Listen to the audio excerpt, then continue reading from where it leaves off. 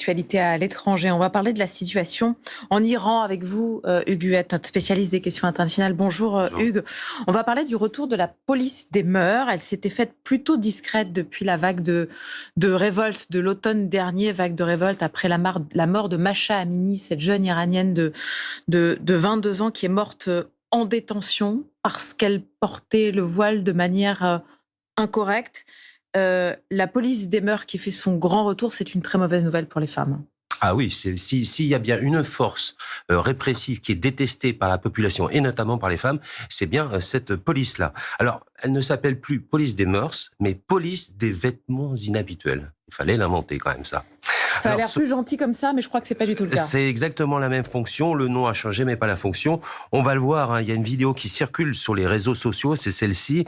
Donc, c'est une femme qui est non voilée, qui se débat, qui appelle à l'aide, parce que cette policière, donc cette femme en tchador, tente de l'emmener donc dans une camionnette de ces services de la police des vêtements inhabituels, comme on dit maintenant.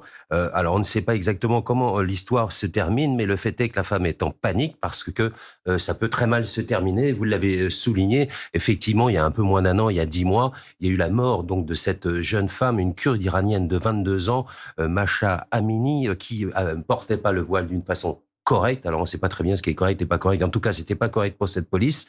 Et donc, elle a sombré dans le coma à son arrivée au commissariat et elle est morte 3 jours plus tard. Ça a provoqué des manifestations monstres dans tout le pays pendant des semaines. On a vu toutes ces images de femmes se révoltant en jetant leur voile au feu parce que le voile, c'est vraiment devenu le symbole de l'oppression féminine en Iran. Ce voile, donc, eh bien, il a été jeté au feu, il a été jeté un petit peu partout. Évidemment, ces images étaient inacceptables pour le régime et ça a fini en répression tous azimuts. 500 morts au moins, dont une cinquantaine de femmes. Je ne parle même pas du nombre de personnes qui ont été emprisonnées, torturées, voire violées lorsqu'il s'agissait de femmes, mais aussi d'hommes d'ailleurs. Donc cette vague d'exécution s'est faite ensuite, 7 pendaisons et puis d'autres personnes qui attendent toujours d'être pendues. Et cela a mis un terme donc à cette répression. Mais aujourd'hui, on peut dire qu'il y a une sorte de paix armée entre ce régime islamique qui est détesté par la population et des femmes qui ont décidé de résister pacifiquement en marchant dehors dans les rues sans voile. Alors évidemment, ces images sont absolument insupportables pour les ultras du régime. Et c'est donc pour cette raison que cette police fait son grand retour.